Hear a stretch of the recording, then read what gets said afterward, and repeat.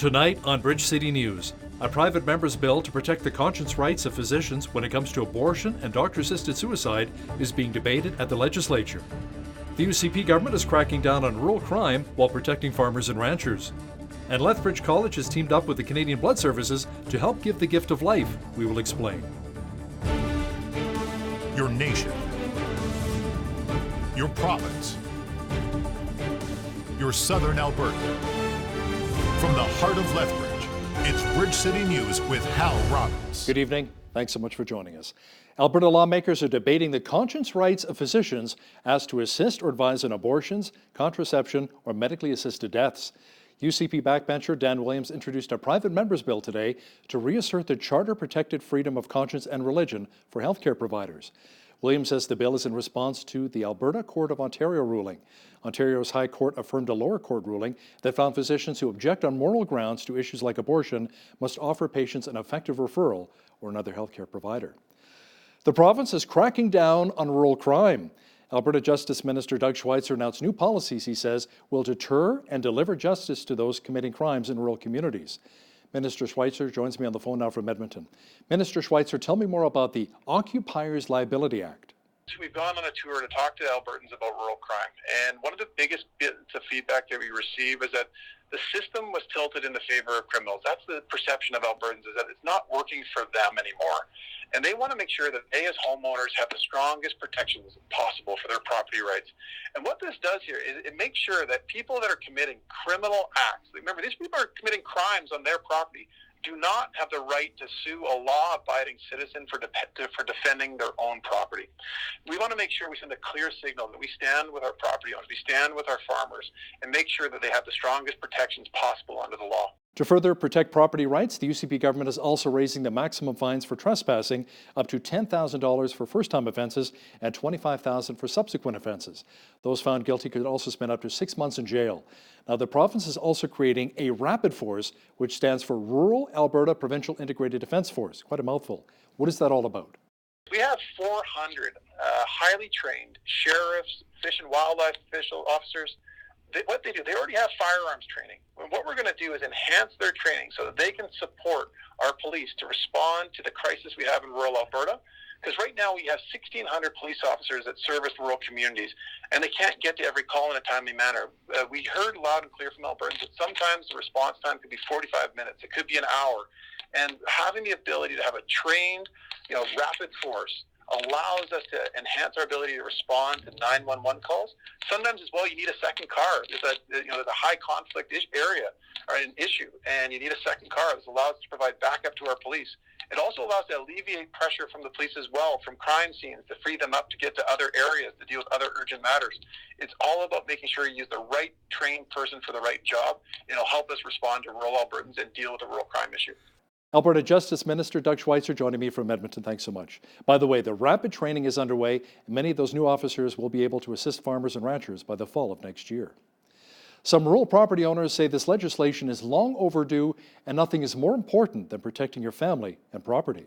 Last year here on the farm, we had some Arab immigrants just drive right down the driveway, and they just started ripping vegetables out of our ground. It wasn't even dark yet. And when I contacted the RCMP about it, he said, yeah, well, if you come and you give a statement, then, and we had the license plate number and everything, and then we'll let them know that they shouldn't be doing that. And come on, I think they know they shouldn't be doing that. But I'll tell you what teaches people to know that they shouldn't be doing it. Guns, bullets, permanent consequences to life. There's nobody that's going to steal somebody's property in broad daylight with the risk of being shot. Nobody. Also part of the government's new legislation is a crackdown on metal theft. Our legislative reporter Tyler Dawson has the details. Anyone who's, worked in a warehouse or any sort of facility that has scrap metal kicking around will have experienced this at some point. So they are trying to crack down on that. And the government called it a significant public safety issue. So, maybe not a victimless crime. I think people could easily think of it as such. Tyler will have more on how the Alberta government is cracking down on rural crime, plus details of a new plan to protect our province's caribou. That's coming up in the second half of our show. A municipality east of Calgary passed a resolution that says if Ottawa does not treat Alberta more fairly, the province should hold an independence referendum. The resolution was passed unanimously by Wheatland County. It's a rural municipal district of around 8,700 people. It calls for Alberta to create its own pension plan, which has been suggested by Alberta Premier Jason Kenney. It also wants to see Alberta have its own police force, not the RCMP, and to collect its own taxes and control immigration. The resolution says if Ottawa balks at these changes, the province should hold a referendum on secession on October 18th of 2021. The importance of irrigation to our rural community was discussed at SACPA earlier today. Water is the economic lifeblood of many in our farming community. A big question that was asked, can technology support increased efficiency? Efficiency is going to be the future of certainly my business, and that's efficiency of how much water you take out of river systems and use, efficiency of how much water you put in the field, and efficiency as well as how much the crop will need. And the part underlying all that is technology in crop development for producing crops that need less water, technology in how we operate and measure water, technology how we apply the water on the land. Terrence's experience in Canada began in 1982 when he inspected the construction of the Lethbridge Northern Main Canal and other water management projects across southern Alberta. Lethbridge College students will find out what blood type they have as they're part of the Be Ready to Save Lives campaign. The college is teaming up with Canadian Blood Services to have hundreds of students donate blood this month. As Loris Alexander explains, helping give the gift of life can come from all ages.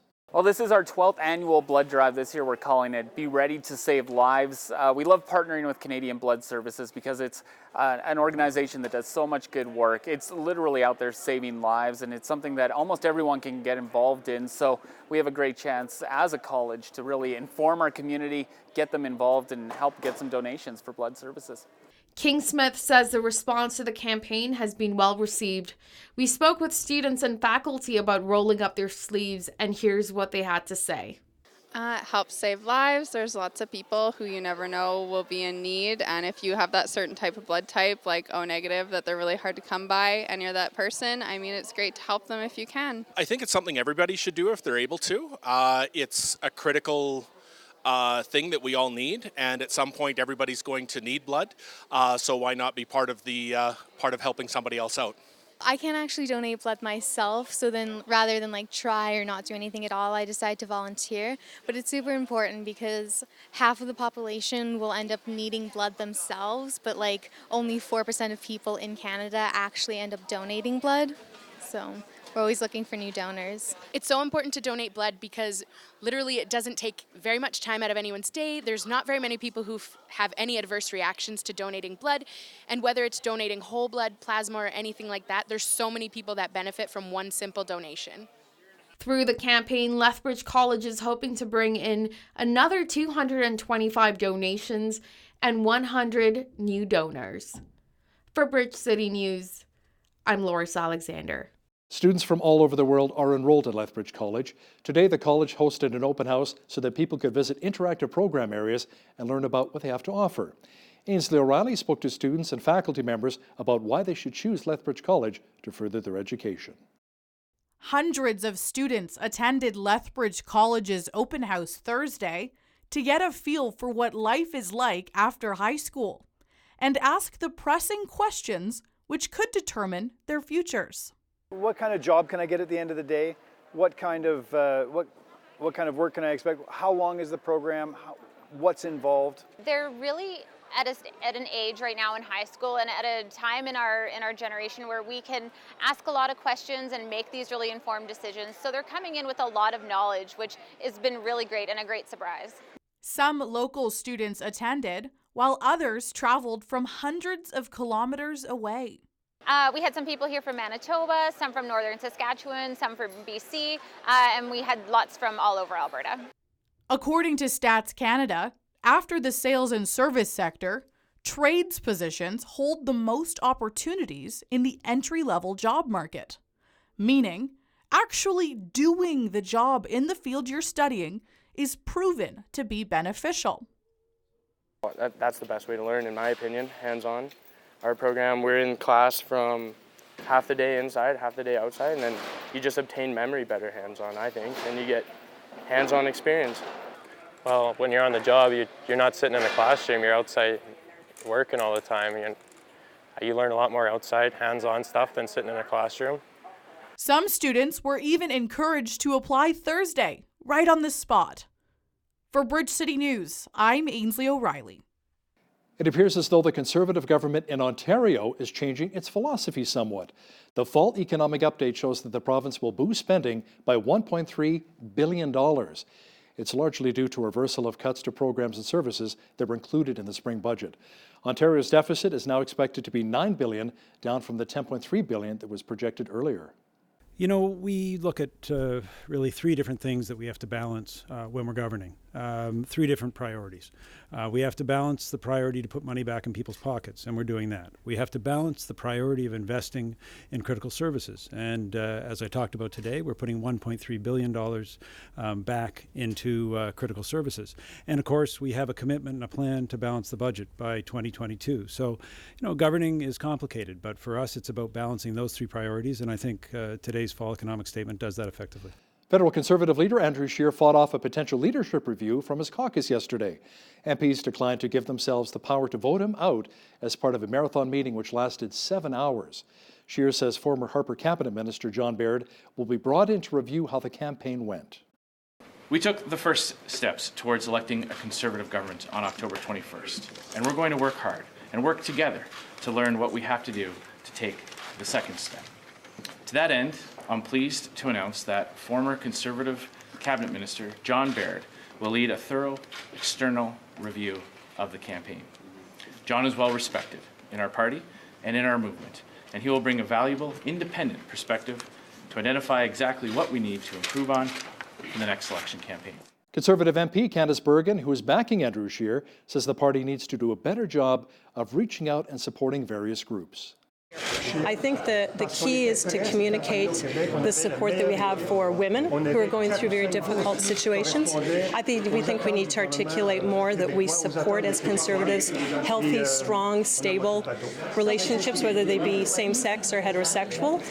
That's what we fundamentally believe, and so if we do a better job of talking about that, and then I also will say two things. There is no doubt the Liberals have used these issues. They've used people and situations as pawns, and I think the media, and I understand why, but some of the media have played to that. A big talking point during the federal election was climate change. I recently asked economics professor Ross McKittrick from the University of Guelph if he was to run into Swedish climate activist Greta Thunberg, what question would he ask her? If you could go back in time, would you have prevented all this fossil fuel consumption from having taken place and leave people in the pre-industrial poverty that we had? I mean, what exactly do you want here? Do you want people to go back to the kind of desperate poverty that we had in the centuries leading up to the Industrial Revolution? Catch the entire interview with Dr. McKittrick talking climate change, and how he says there's still a lot of misconceptions out there regarding climate. That's coming up after Business News. The acting head of the United Auto Workers Union in the United States says the corruption scandal plaguing the union will get worse before it gets better. Retired UAW Vice President Joe Ashton was charged in connection with bribery and kickbacks to the tune of around $550,000. The union believes it can fix the mess. We're going to plan for going forward in how we fix this great union and how we put in places controls and things to prevent this kind of stuff going on into the future. Right now, that's my charge and what I came to this job to do. And stuff like this, it generally gets worse before it gets better. And then we have to consider that in our planning going forward. What we do here is too important to fail. And shame on those individuals who lost their way and betrayed their oaths of office and betrayed this membership. Residents of a Mexican community founded by Mormons say they're angry at Mexican authorities over the lack of security after 9 people, including 6 children, were killed, reportedly by a drug cartel. We're very saddened that something like this can even happen to 3 mothers and to all these children that were just traveling. I feel angry. I'm pretty sure that most of this community feels angry and upset with the way the security system is working here in Mexico. I don't know how they're going to react to everything that's going on, but our government seems that they don't want violence with violence. But it seems like since our new government went in, it seems like these people have gotten more power. And we see it all over. And how it's going to happen, how our government's going to happen, we don't know. We are definitely grateful and appreciate very much Trump for volunteering and willing to help this country. We feel like it's definitely appreciated. They definitely need help. Down and he's going to come out. Oh yeah, there we go. Now here's kind of a cute story. A big boned or plus size bear named T-shirt got stuck after dumpster diving in California. The dash cam video from the Placer County Sheriff's Office shows the bear struggling but eventually climbing out of the dumpster. And by the looks of the bear, it appears as though this may not be the first time he's indulged in garbage snacks. Winnie the Pooh has nothing on that guy. Nice to see the sunshine again today and warmer temperatures. In fact, it'll be a lot warmer tomorrow as we should get up into the teens. A full look at the weather picture is coming up. Nice and mild today with lots of sunshine. The meltdown has begun. Tonight, just a few clouds developing with a low near 2 degrees. Tomorrow, more clouds rolling in with the mercury climbing to 14. A mixture of sun and cloud and 8 degrees for Saturday. Sunday, there's a chance of flurries developing with the temperature dropping down to -12. Remembrance Day Monday, sunny again with a high expected near -6. Tuesday, warming up considerably to 10 degrees. Mostly cloudy and 6 degrees on Wednesday. Checking the almanac, the average high for this time of year is 6 degrees and an average low of -5.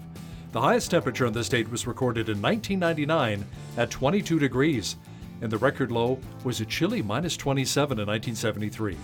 Sunrise was at 7:30, sunset at 5:01. Let's see how tomorrow's shaping up across the country now. Victoria should be mainly cloudy and 10 degrees, overcast and 11 is expected in Vancouver. Sun mixed with clouds and 11 degrees as well for Calgary. Periods of rain and 8 is on tap for Edmonton. Mostly cloudy and 2 degrees for Regina. Snow mixed with rain and a high of +1 for Saskatoon on Friday. A chance of flurries developing and -4 for Winnipeg. Toronto should receive light flurries and a high near +1. Flurries and -2 degrees for Ottawa. Expect an overcast day and a high of -1 for Montreal. Over in the Maritimes, Fredericton, New Brunswick should receive periods of snow and -1. Rain and 6 degrees is in the forecast for Halifax, Nova Scotia. Periods of rain mixed with snow and a high of 3 degrees for Charlottetown, PEI. And in St. John's, Newfoundland, expect light rain and a high near 10 degrees for tomorrow. Maple Leaf Foods says it is the first major food company in the world to become carbon neutral. The company says it is aimed to reduce its carbon footprint by 50% by the year 2025, but decided to act now because of climate concerns. It says it's reduced emissions by investing in environmental projects in Canada and the United States to neutralize remaining emissions that are currently unavoidable.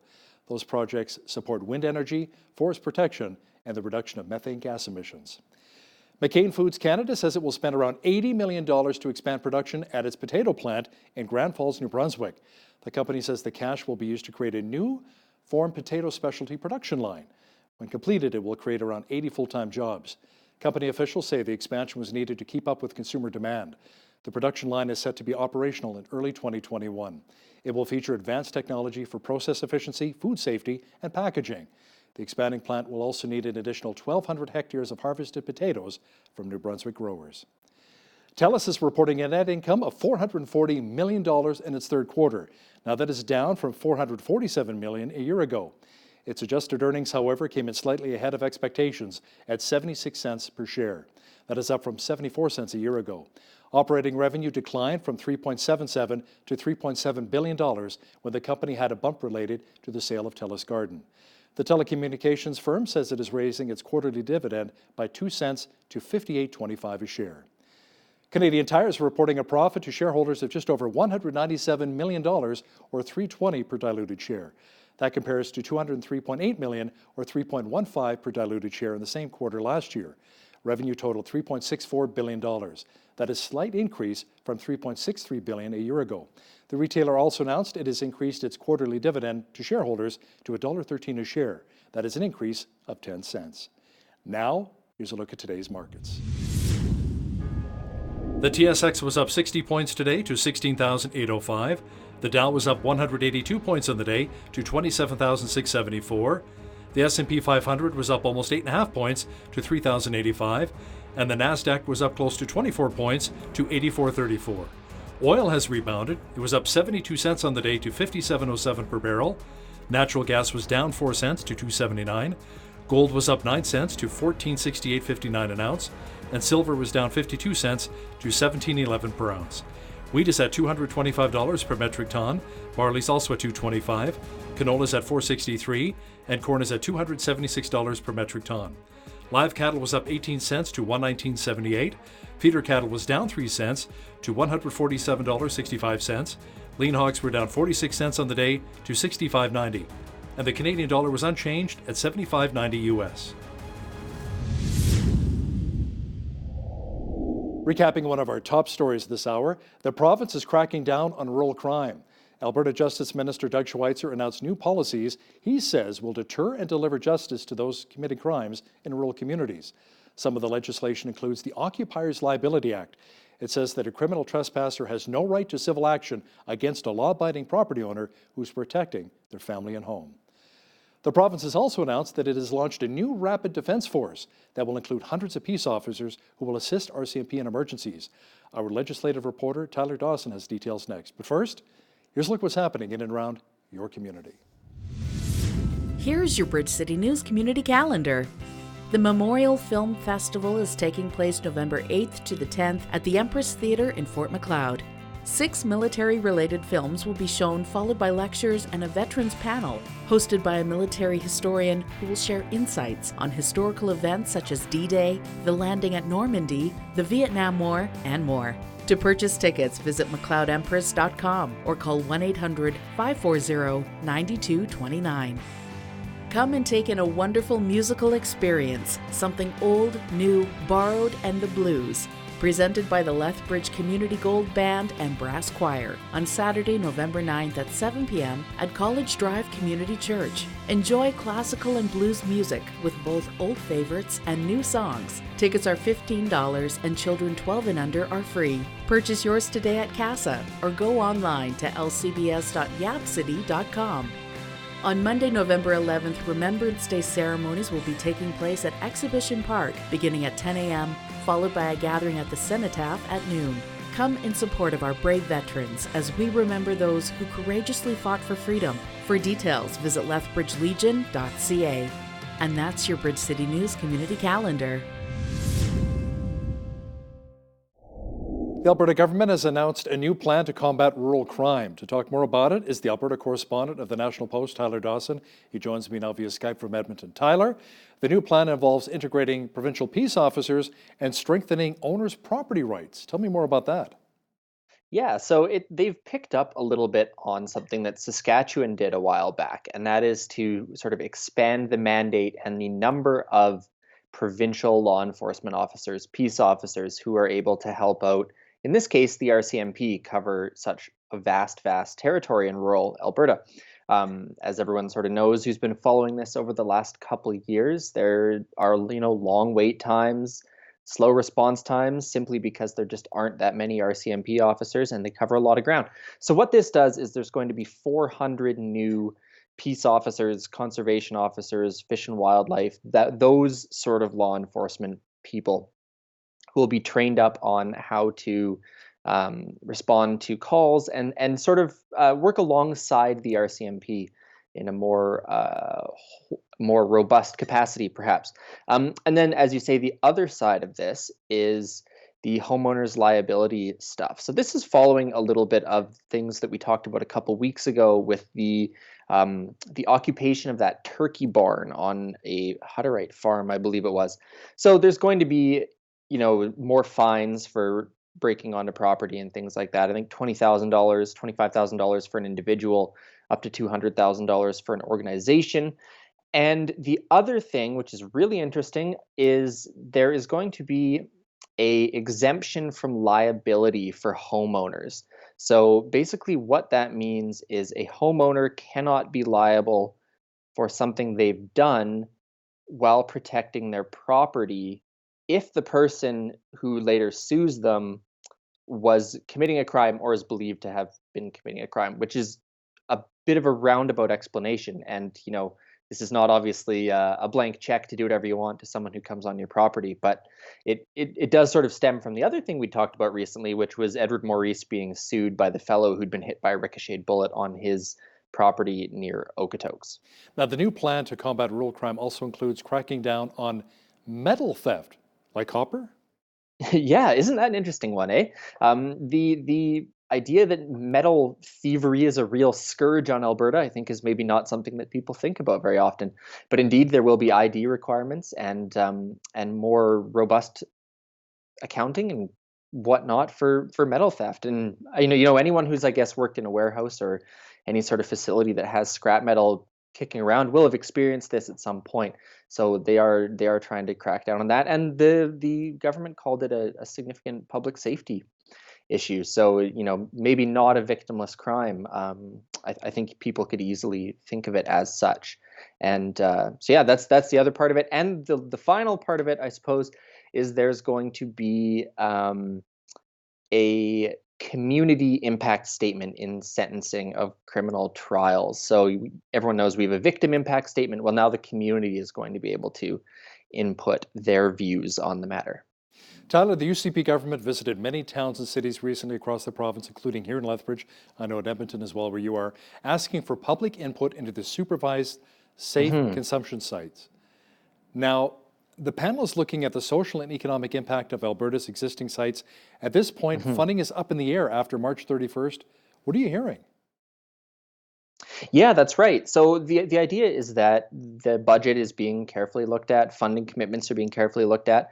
And so the operations of these injection sites, which have seen about 400,000 people, I think, all total, or 400,000 visits, this may be more accurate since they opened, they will not know whether or not their funding is going to continue until early next year. So obviously there's the political back and forth of the NDP saying, oh, there's no way, these sites need more time to work on their budgets, this is unacceptable. And then obviously the government saying that this is everything has to be looked at if the government's going to rein in its spending. Now, this also happened in Ontario, actually, after Doug Ford took over his Progressive Conservatives in June of 2018. And what happened in some of those instances when the province cut off funding was the city stepped in. That had certainly been discussed in Ottawa at that point. So, there is the possibility that funding will be found for these groups. It just might not be from a provincial mechanism. And that'll, shake out at some point in the new year, I suppose. Premier Jason Kenney was in Mexico recently to drum up investment for our province. He was discussing immigration reforms, red tape, corporate tax cuts. Was it money well spent, and how was his tan looking? Well, I can't imagine he got too much time on the beach, and we didn't get a chance to ask him this week because he ended up canceling his media availability on it. But indeed, he was there, giving his sort of regular rundown on the sort of Make Alberta Open for Business stuff that he's been working on. And as you said, that includes fast-tracking some accreditation for new immigrants. That includes reducing red tape, the corporate tax cut that's going down from 12 to 8 over the next few years. All of these things are part of this job creation strategy the UCP has. And Jason Kenney has been traveling to a number of places to pitch this. So he was in Mexico, as you said. He was out on the East Coast of the United States several weeks ago during the election. Money well spent. I think time will tell to some extent. I do hope he got a day or two off, though, but I doubt it. I do know he flew in on the red eye overnight, Friday into Saturday, so doesn't sound too relaxing to me. Now, Encana pulling out with the energy sector here, going down to the United States, Husky laying off hundreds of workers in Calgary. Has the UCP government talked about possibly diversifying our economy, not relying so much on oil and gas, even though it's a big part of our economy, not just in Alberta, but the country? Yeah, so it's a bit of a mixed bag in that one. I think everyone agrees that the diversification of the economy is going to be important. And so this was a bit of a bone of contention for some groups during the budget. Now, the UCP, as I mentioned, is doing this job creation tax cut, they're calling it, where they're reducing corporate taxes to some of the most competitive in North America, which a lot of economics suggests that's a good idea. But you did have some targeted tax credits, for example, to small craft breweries and to tech industry firms, things like that. So some of those tax credits, those targeted diversification tax credits that came in under the NDP, are being eliminated in favor of this broader sort of tax reform, tax break for corporations. So I think it's probably safe to say this is not as targeted and as, directed policy oriented response that it was under the NDP, because you don't have some of these things continuing. But there's no doubt that drumming up more trade, drumming up more investment, new businesses, all that kind of stuff is on the UCP agenda. I think they're just going about it in a more broader based sort of way. Now, here's an interesting story. Jason Nixon's Caribou Plan has been unveiled. There are 3 task forces across the province that are going to come up with a solution to balance the caribou population versus the needs of the industry. Tell me more about that. Yeah, sometimes it's a little bit of fun and games. It's not all doom and gloom in economics. So that's the gist of it. Where you're going to have a caribou plan. So caribou at one point roamed this entire province, more or less, large portions of it at any rate, and they have been sort of slowly dying out. There's about 15 herds left, I believe. Not very many of them are growing. And this is basically just sort of human encroachment on their territory from what I've read about it. And so the idea is that these task forces are going to look through sort of their traditional travel routes and things like that to look at the balance between untouched nature and industry and try and come up with a way to sort of protect them while maintaining the needs of industry as well in these areas. So, this has been very much an ongoing topic of discussion. The NDP had looked into it. Blues Parks Canada has its own strategy for caribou in the parks, so it's very much on folks' radar. But and it just also goes to show that governments don't just get to do things like wage negotiations and tax cuts. They've also got to worry about wildlife. The province has appointed a whole new panel to look at mental health and addictions. This goes back to a little bit of the discussion with the SCS. The idea is to steer people away from harm reduction and towards something called recovery-oriented continuum of care. What is that all about? It's a bit of a mouthful, isn't it? The idea is that this is supposed to be, they would prefer to see, I should say, a treatment-oriented system. So anywhere along the path of your life when you decide you want to seek treatment for this addiction, ideally help will be there for you.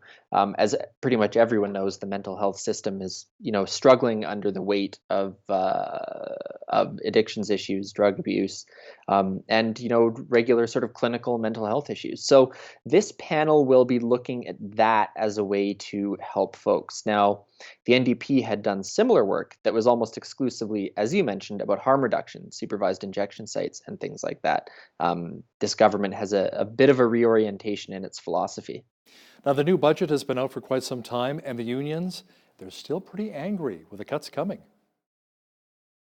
They are indeed. When is a labor union ever truly happy, though? I suppose they exist in some ways to be cranky about these things. But yeah, there was big meetings this week in Calgary from sort of the 3 major unions. For quite some time, they were looking at sort of wage stabilization over the next few years. No raises, I should say. Pardon me.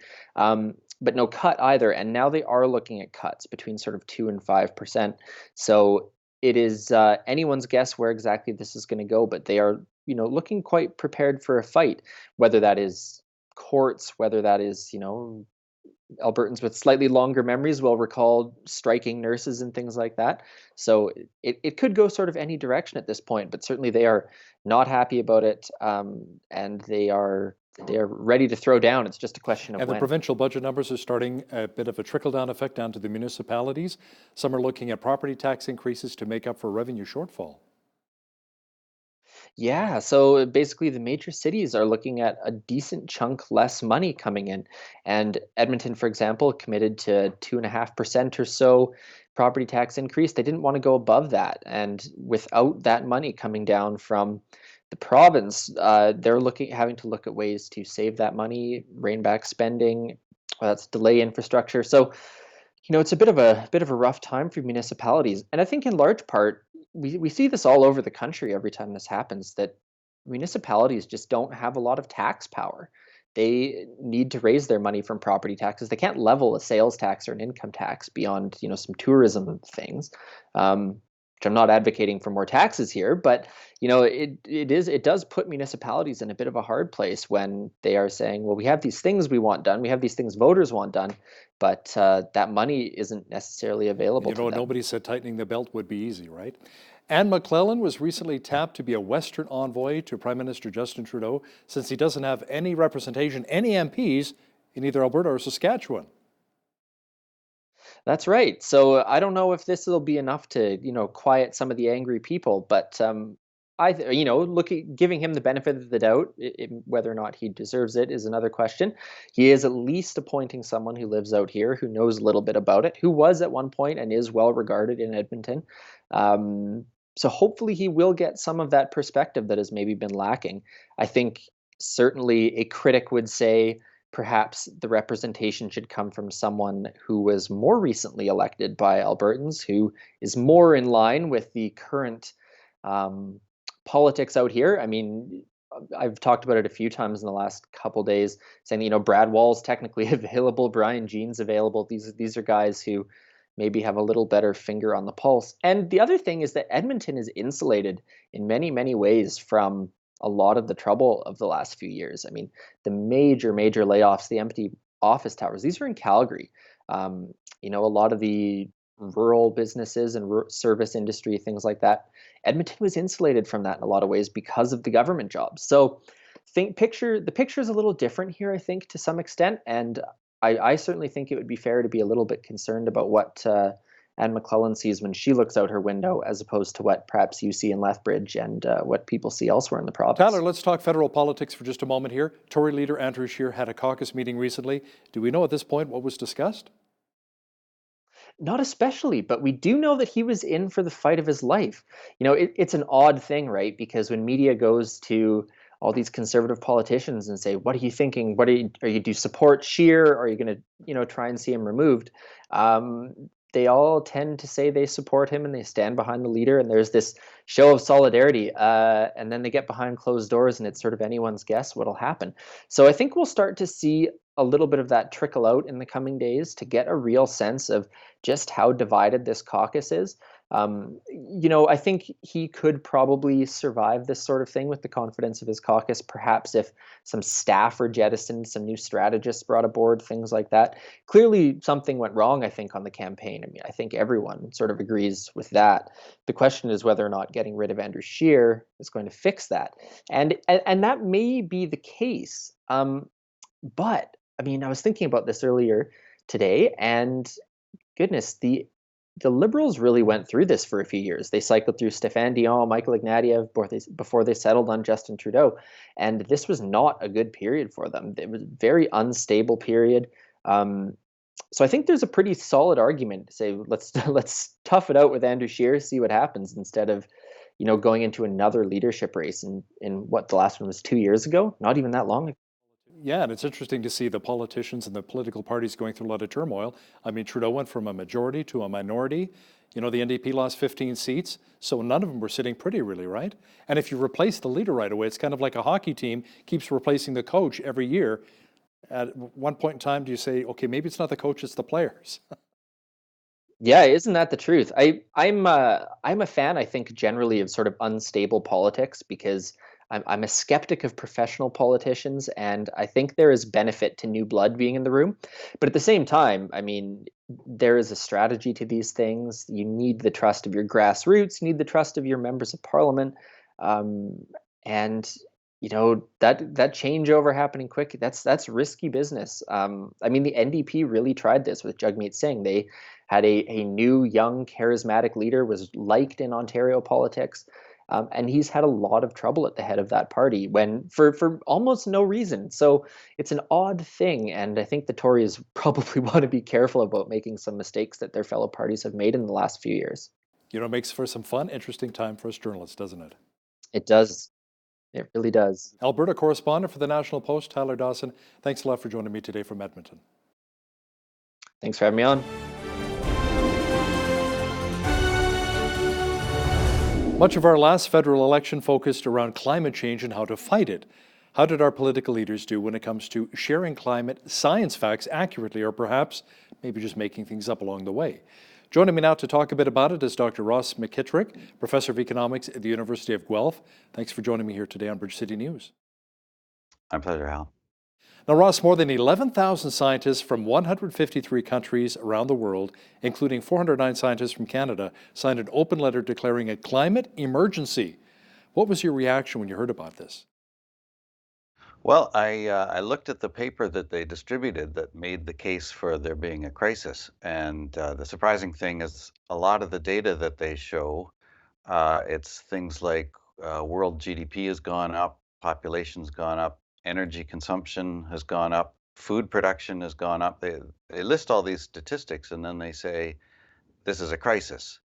And I just don't see the problem here. I mean, in the past 20 years, it's true, incomes have gone up around the world and we've cut the number of people living in extreme poverty. The number has fallen by half. And that's been good news. This is a case of colliding perspectives, I guess. I think this has been a tremendous advance in human prosperity over the past 20 years. And yes, there have been some small changes in the climate, although much smaller than the rhetoric would lead you to believe. But overall, I think the last 20 or 30 years have been anything but a crisis. They've actually been pretty good for the world. Now, last summer you wrote an open letter yourself to then MP Lisa Raitt, who had retweeted one of your articles on climate change, but after receiving a lot of flack, I understand she deleted the tweet and apologized. Can you share a bit more of that story? Yeah, I wrote an op-ed last summer where I was telling the story of an American scientist who did a lot of work on extreme weather patterns, and his work is highly cited in the scientific community. And it really presents the conclusion that the historical data doesn't show increases in hurricanes, floods, droughts, the typical measures of extreme weather. And those are the conclusions in the expert panel reports. Everything is in the mainstream of what he said. And yet, for saying it, he had been attacked by politicians. He's been attacked by people in academia. He'd endured quite a lot of flack for that. The article that I wrote, which really just told this story, it got a lot of retweets, as you mentioned, but then people like Lisa Raitt, when she retweeted it, she took a lot of flack for it to the point where she backed off from the whole story. So I wrote her an open letter to say, do you see the connection here? This is exactly the pattern. All you've done is retweet information that's out there in the expert reports and in the academic scientific literature, and you're being shouted down for doing that. The lesson here is you have to be willing to put this information out there and not be intimidated by it, not silence yourself and censor yourself. And I'm afraid a lot of politicians these days have given up trying to do that. They've fallen silent on these issues, and as a result, there's a public misimpression on issues like climate and extreme weather that isn't being corrected. So, Ross, what do you say to people that tell you, you know what, you're a professor of economics at the University of Guelph, you're not a climate scientist, so why should we listen to you? Well, two things. A lot of my work is in applied statistics, and I have published a lot in the climate science literature doing statistics and data analysis.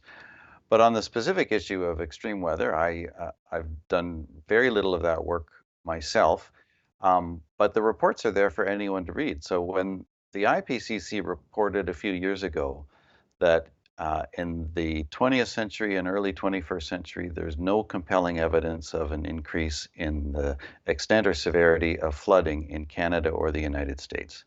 So it's there, it's in their own words, and yet time after time I hear politicians and journalists saying we're facing a crisis of increased flooding in Canada because of climate change. Well, they have no basis for saying that. Environment Canada doesn't assert that. Environment Canada doesn't say extreme precipitation is increasing in the country. Urban flooding has gone up in areas where the drainage systems haven't been maintained properly, or there's been urban sprawl without proper attention to where the runoff is going to go. But it's not a climate issue. So I would just say anyone can read those reports. You don't have to be a professor of climate science to read the reports. They're in plain language, and I wish more people would. So are politicians simply misinformed on climate facts, or they may be stretching the truth a little bit to fit their narrative or agenda? Well, that's an interesting question because presumably there are people whose job it is to sit the politicians down and say, okay, you guys asked for an expert panel to look at this, and this is what the report said. And I assume those briefings take place. What happens, though, between that session where the briefing takes place and what happens when the politician is at the microphone, there seems to be a complete change in the message. And what happens, a lot of slogans get inserted. So then we get the usual slogans about floods and storms and droughts and tornadoes. You know, when a tornado hit the city of Ottawa last year, a lot of politicians just went out and said, well, this must be a sign of climate change, instead of saying, well, I wonder what the expert panel reports have to say about tornadoes. And if they had checked, they would have seen that there's been no upward trend in tornado activity in North America for many, many decades. And this is not something that scientists connect to climate change in that way. How about some of the wildfires? I mean, Alberta, we've experienced quite a few of them too in the last couple of years. Look what's happening in California right now as well. Well, we have long-term data on forest fires in North America, especially in the United States. The data go back to the beginning of the 20th century. The 1920s and 30s were a period of very high wildfire activity in the U.S. A lot of area was burned due to forest fires, and that has come down dramatically. Now, that's through fire suppression activity. And similarly in Canada, we have a lot of natural forest fires and then a lot of fire suppression activity. So at this point, it's a bit hard to detect a climate signal in that kind of data because a lot of what we see reflects active measures to preserve forest areas from forest fire. But nevertheless, the federal government does maintain forest fire records for Canada, and we've seen since the 1990s there's actually been a slight trend downwards in the number of forest fires and the total area burned. Now, one of the controversies of the last federal election, Ross, was the fact that Prime Minister Justin Trudeau used 2 planes to campaign with. He justified it by pointing out that he purchased carbon offsets. Can you explain exactly how that works? Well, you can buy from, I guess, some companies an offset, which means that your activity, flying in multiple planes in that instance, generates a lot of greenhouse gas emissions. And these companies will engage in tree planting or activities like that in other countries, which will cause an equivalent amount of carbon dioxide to be taken out of the atmosphere through new tree growth. Now, can you really be sure that they do what they say they're going to do? Well, it's anyone's guess. I mean, these carbon offset businesses, it's a convenience for people in the West, like celebrities with giant yachts and private jets that want to fly off to their conferences to talk about the climate crisis. And then when it's pointed out to them that that's kind of hypocritical what they're doing, they will then say, well, I bought carbon credits.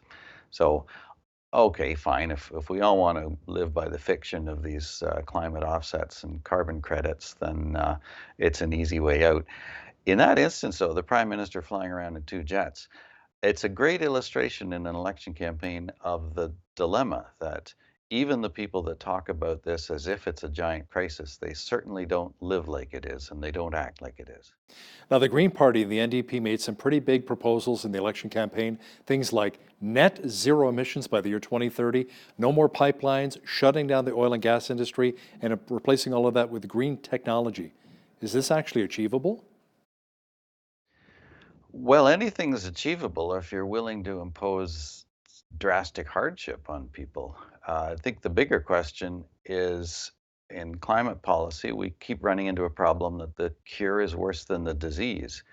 If we think about what's going to happen between now and 2030 as a result of climate change, I predict it'll look a lot like what's happened over the past 10 or 20 years, which is we will still have the usual run of weather that we're used to. And we're not going to experience this crisis that everybody is talking about. We can live with the kind of weather and climate that we've had for many, many centuries in Canada. We've learned that we can adapt to it. And in fact, a lot of the studies even suggest that Canada will come out a little ahead from climate change because we'll have longer growing seasons and a slightly larger area available for agriculture. But the kinds of measures that you describe, I mean, shutting down pipelines, shutting down whole industries, raising the cost of energy to unaffordable levels, we know what that'll do. It'll impose incredible hardship on people and do a lot of damage, and for no conceivable benefit. So the fact that you've got a couple of mainstream political parties proposing to do this, I just think it speaks to the strange times that we're in, that people are thinking that way. Now, you write about a friend of yours in Eastern Europe who has an interesting observation about the assumption we tend to make that the whole political correctness problem was imposed on us from the outside. Can you share a bit more about that? Yeah, so at the time of the controversy about the newspaper article, this was a friend of mine who was chatting with me, and he said this whole climate issue reminds him of growing up in Eastern Europe and the heavy hand of political correctness that they lived with under the Soviet system, and everybody was afraid to say anything. And then he added this point that people think that it was imposed on us from the outside. In the country that he was in, it was quite onerous and oppressive what they had, but he said it wasn't imposed on us from the outside. We imposed it on ourselves. He said at a certain point, people just stopped being willing to talk about the issues that were there in front of them, and so it was his way of encouraging me to write the kind of article that I had, and also to I think express his feeling that this is the danger, that if people stop talking about these issues honestly, then we end up imposing political correctness on ourselves, and we saw how badly that went for people in Eastern Europe. Some people believe that climate change is a result of human interaction or what humans have been doing on this planet. Other people say, no, it's cyclical, it's Mother Nature, it's quite common. Where do you stand on that issue? Well, that's a big question. I think the easiest thing is to say that it's both. We have changed the amount of CO2 in the atmosphere over the past century at a fairly rapid pace, reflecting the widespread use of fossil fuels. And so in principle, we should expect that that's going to have an effect on the climate system. Is it a big effect or a small effect? I'm very familiar there with the arguments on each side. And I think there's a lot of evidence, including a lot of new evidence that's just come out in the last few years, that the effect is on the small side of what climate models predict. And the other question, is it harmful or not? Is it good or bad for the economy as a whole? And on that one of the interesting things is when the Intergovernmental Panel on Climate Change has looked at the economic side of this and what are the economic effects of climate changes. They have said that even if the climate models are right and we get all the warming that they say we might get, the effects on the economy are still going to be small relative to all the other changes that we're going to experience with technology and society and aging and all the other things that will affect us over the next 100 years. The effects from climate change themselves will actually be on the small scale compared to all of that. So what are your thoughts on the teenage Swedish climate activist Greta Thunberg, who came to Canada recently saying we have to do our part when it comes to climate change? Well, I think her message was quite a bit more radical than that, because we could say we actually have already been doing our part about climate change. I'm really puzzled by that whole movement. I mean, to the extent that I've looked at the things that she's saying, it's kind of boilerplate environmentalist scold material. It's just everything you do is wrong and you should feel badly about it, and nothing you could ever do would be enough for someone like that. And she seems to have an enormous organization behind her. I don't know, or maybe it's all organic and it's just a grassroots campaign, but people seem awfully receptive to a message that to me doesn't make a whole lot of sense, and I think is actually advocating ideas that would be very harmful if they were implemented. A question I would have for someone like Greta Thunberg is, over the past 150 years, we've used a lot of fossil fuels. At the same time, we've made life better for billions of people around the world. Should we undo all of that? If you could go back in time, would you have prevented all this fossil fuel consumption from having taken place and leave people in the pre-industrial poverty that we had? I mean, what exactly do you want here? Do you want people to go back to the kind of desperate poverty that we had in the centuries leading up to the Industrial Revolution? I'll hook you two up so you can have that conversation. Dr. Ross McKittrick, Professor of Economics at the University of Guelph, thanks a lot for your time today. My pleasure. On behalf of all of us here at BCN, I'm Hal Roberts. God bless, and thanks so much for watching.